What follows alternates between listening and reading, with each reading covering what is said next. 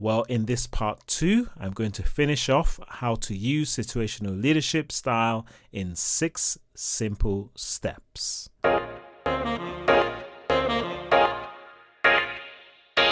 Welcome to Business Leaders Coach, where we educate, enable, equip, and empower you to become the best leader you can be. My name is Situational Leadership, founder of Business Leaders Coach, and we work with CEOs and leadership teams that are moving from startup to scale up.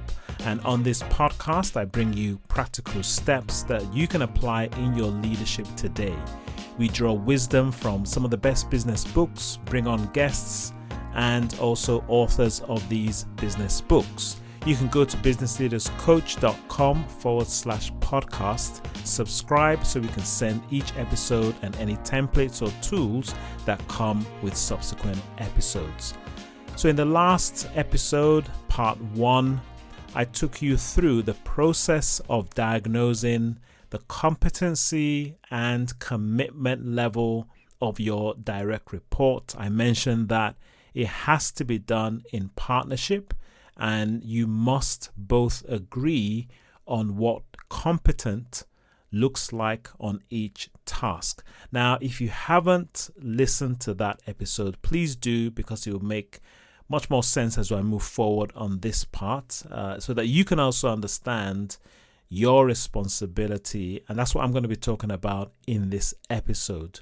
And as I mentioned, situational leadership is a very visual method. There's a fantastic framework that once you see it, you begin to understand it better. So you need to go to businessleaderscoach.com/situational leadership 2, right? That's a 2, a number 2 at the end, to see the model. It's on 1, which is just situational leadership, and also on 2, which is the second part. As I mentioned in part 1, many leaders come with challenges around how to delegate, and then they'll say it's not working. Or team members complain about being micromanaged. And whenever I hear those kind of situations, I immediately know that having the skill of situational leadership, having that under your belt, goes a long way.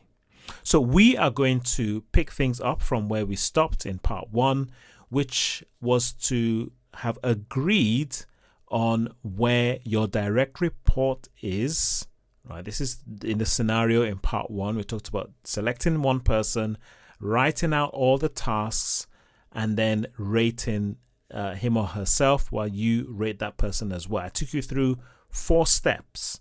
Right, I took you through 4 steps, and I'm just going to quickly summarize each step. Step 1 was that you and the individual first need to brainstorm and write down all the tasks. Step 2 was have a clear competence criteria. Step 3 was assess using a scale of 1 to 4. And I said you need to do this on those tasks lists. And you need to get your direct report or the individual to also rate him or herself on the task lists. Step 4 was then to discuss and come to an agreement. So you need to discuss and come to an agreement of where things are. And so by now, you should have clarity around what you are both agreeing on, whether this person is at development level 1, or 2, or 3, or 4 on the tasks written down. So I hope you're following this methodology, and I hope that this is helping you to see in a more practical way how quickly we can refine and put into practice the situational leadership approach. So we're going to move forward on this, picking it up, and we're going to finish it up with step 5 and step 6. So let's go forward. Just to highlight that I'm actually not going into so much technical detail around how this is officially facilitated, going right into development level 1, 2, and 3, and 4, where we'll begin to look at what's called low competency or high commitment, and we'll define it that way. Because what I have found is that rather than remembering that, people tend to want to remember that. And if you actually just agree with your direct reports, what 1 looks like, 2, 3, or 4, then speaking in numbers sometimes gives a lot of more clarity. So if I was to use the example of setting clear goals, and if you asked me and said, Toye, on a scale of 1 to 4, where do you think you are? And if I say I am a 2, then you can simply ask, what will move me to a 3? And then we begin to talk about the specific areas that I feel like I need to develop. So focusing on the numbers gives the brain enough information to assess. And that's the trick around this, which is that we're trying to simplify it so that we can use language and numbers to assess and then talk about the practical ways of moving forward. A lot of times you see salespeople that move into management or even a good technician at their job. And what I mean by that is that they are a good individual contributor. They're good at what they do. They're good at selling. They're good at IT. They're good at the engineering aspect of the job. That's called the technical part. And so because of that, sometimes they think that because they're good at that technical job, that they are automatically a 4 in all the areas of management. And that's why sometimes there's a bit of a challenge. And sometimes we actually even promote people into these roles because they're good at the technical job, not realizing that it's actually a completely different skill set. In fact, Franklin Covey did some research and found out that 80% of the skill sets needed are different because they're people skill sets, normally from a technical job. So even if they score themselves a 4, then you can ask them to tell you why they think that. What's the criteria? Have they followed through on the process? And you don't even need to say much as long as you've defined what the criteria is. So what are the ways of how to set goals? What is the way of how you cast the vision? So what I'm saying here is that it doesn't matter where your direct report might think they are. What you as the leader or manager need to do is simply ask the right questions that can provide the awareness or the evidence that reinforces where they really are. And that's the beauty of this. So now that we have a list of tasks, we now need to go into your world and understand how the leadership styles work. Now, in the same way as we assess the development level in 2 areas, if you remember, it was competence and commitment, we are going to assess your leadership style in 2 areas. Number 1 is you demonstrating a directive style, and number 2 is you demonstrating a supportive style.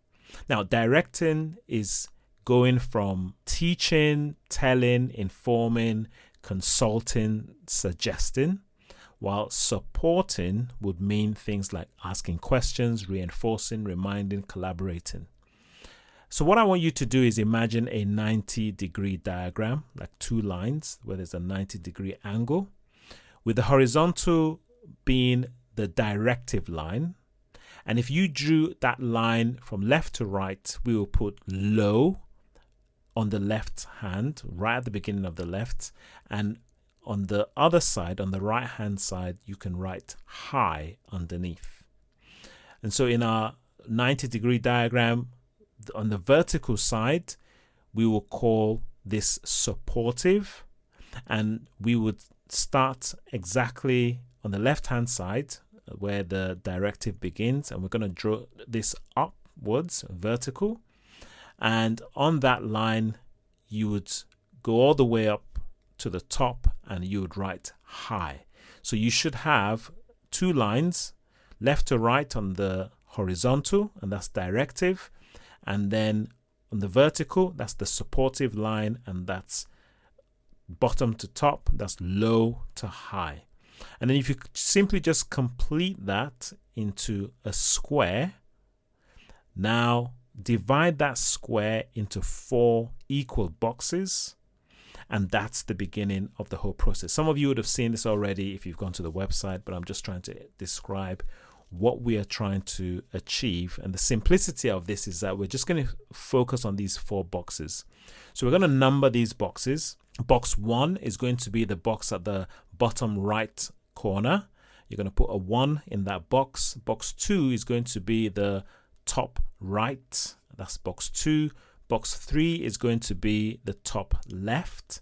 And box 4 is going to be the bottom left. So you now have 4 boxes, 1, 2, 3, 4, almost like going anti-clockwise. So this is all you really need to understand how this approach works. Now we're simply just going to add a letter S in each box. So we now have S1, S2, S3, and S4. Now this is where the magic can happen, because if you haven't heard of this, some of you, you know this already, but just to talk you through how this works. So we're going to explain now the leadership style. So the leadership style is a situational leadership 1, 2, 3, and 4. So I'm just going to use S1 to describe. So what does S1 leadership style? What does that look like? It's called directive. So this is called being directive. And what this means is that you provide direction, you teach, you explain in detail, you demonstrate, you model, you give the framework, you tell people how to do it, you show them how to do it. That's what using the S1 leadership style is, because the person's development level is 1, which, as we've agreed, is a novice. I don't know how to do this. And so you are basing this based on the fact that this person doesn't know. And it's almost like what I am doing right now, really breaking it down so you can understand the steps. That's a very important part of this leadership style. It is based on the fact that the individual, because your leadership style is based on where the development level of that person is at. So that's S1. S2 is called a coaching approach. And now, just on a side note, the situational leadership model has been around, as I said, since 1969, and it still uses an older definition of coaching. And it actually came from sports coaching. In fact, about 2017, 2018, I got the opportunity to meet Ken Blanchard at a conference where he was doing a speech, and we got the opportunity to ask him questions. And I did ask him specifically that in today's world, coaching is known more as asking questions, supporting, not giving answers. Are you thinking of changing the word in the situational leadership? It was interesting that he said, you know what, that we've actually thought of this, we've discussed it, but it perhaps might cost so much. And he said, we got there first, and so we're going to keep it. So he himself knows that coaching, the definition of coaching has moved on, but that's the box 2. It is a coaching approach. That's how it's defined. But I would say in behavior, you're still being more directive. And so we could say that you are giving suggestions, you are giving advice, you are there to support, because this is also perhaps a challenging phase for the person at development level 2. And you are there to suggest things. So you could say things like, here's what I will suggest. That's the kind of phrase that you can use, because the individual is beginning to have an idea of what to do, but you're there to actually help them still. And as you can see, it's still falling on the high directive line. So that's S2. S3 is called supporting. But in today's world, this is actually what will be called coaching. The behaviors are that you are facilitating the person's thoughts, and you know that they know the answer, and so you need to ask more questions, you need to give praise, you need to reinforce, you need to show them evidence that they know what they're doing, or boost their confidence by bringing out tangible areas of how they've demonstrated things. And in some situations, because at the development level 3, as I mentioned in part 1, the person could be a bit bored, it's a bit mundane, it's become monotonous.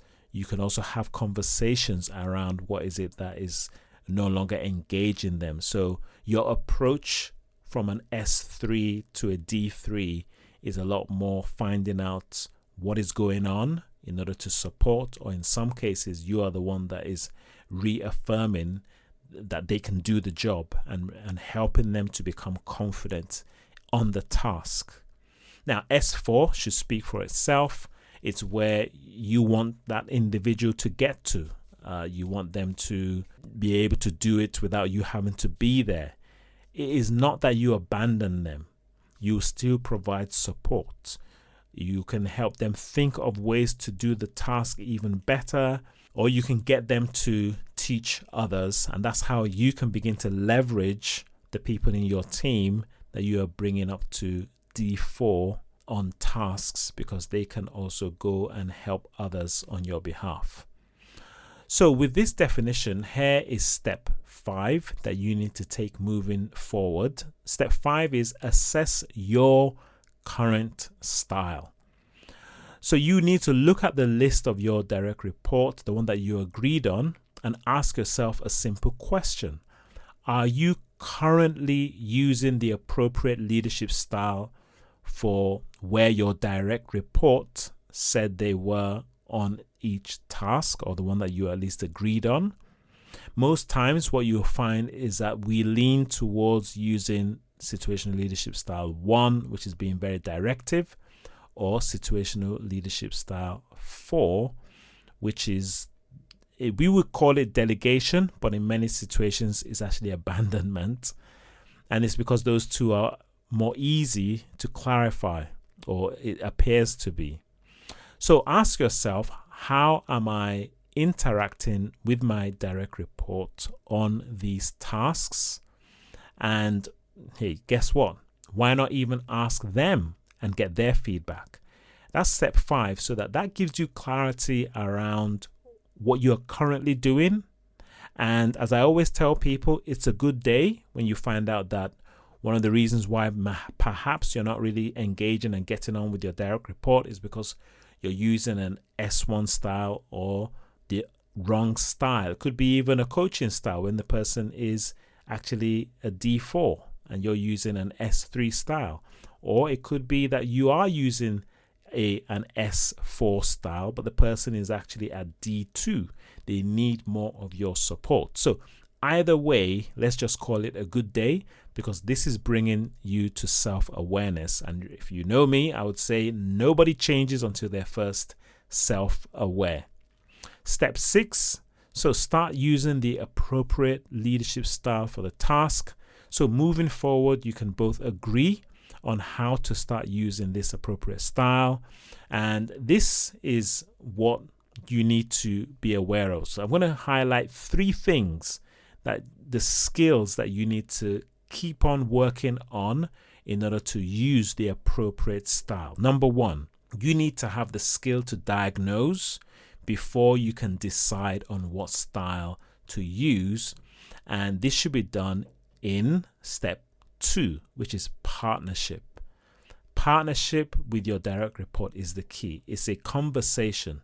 A lot of times people go to training and then come back with this mindset of situational leadership and then apply it on the individual who's not aware of this framework, and it doesn't work. Because if you assess somebody as a development level 2 and that person assesses him or herself on a development level 3 or 4, they expect you to treat them on the development level that they think they are. And in many cases, that causes friction and conflict. So partnership is number 2 skill. Number 3, you need to be flexible to move between being directive on one task, being supportive on another, and being able to delegate on another task for the same person. So there you have it. How to use situational leadership style in 6 simple steps. I'll just go through each step one more time. Step 1, you and the individual first need to brainstorm and write down all the tasks. Step number 2, have a clear competence criteria. Step number 3, assess using a scale of 1 to 4. Step number 4, discuss and come to an agreement. Step number 5 that I've just covered on this particular episode, assess your current style that you're using. And step number 6, start using the appropriate leadership style for the task that's at hand. So as I've mentioned, this process eliminates micromanagement, and you now have the vital information to apply the right leadership style for the right situation. Well, as I mentioned in part 1, some of you might be thinking, well, my manager doesn't do this with me. If that's your situation, well, send this to him or her, get them to listen to it, sit down, and then go through it. And if you want to do this with your teams, as I said, do it with one person, ask them, how has this helped? And I definitely would like to hear what that response is. You can email me or you can contact me on LinkedIn. That's toye@businessleaderscoach.com. I would love to know what they are saying about you, because that's the whole impact of leadership, is that they will talk about you around the dining table. And what we want to see is that they are saying positive things about your leadership. So for now, this is Toye Oshimbi for Business Leaders Coach. Please subscribe if you haven't done so already, like and share. And if you are listening to this on Apple Podcast, please rate and give a review. It will help more people find the show. This is Toye Oshimbi signing off, and I'll speak to you soon.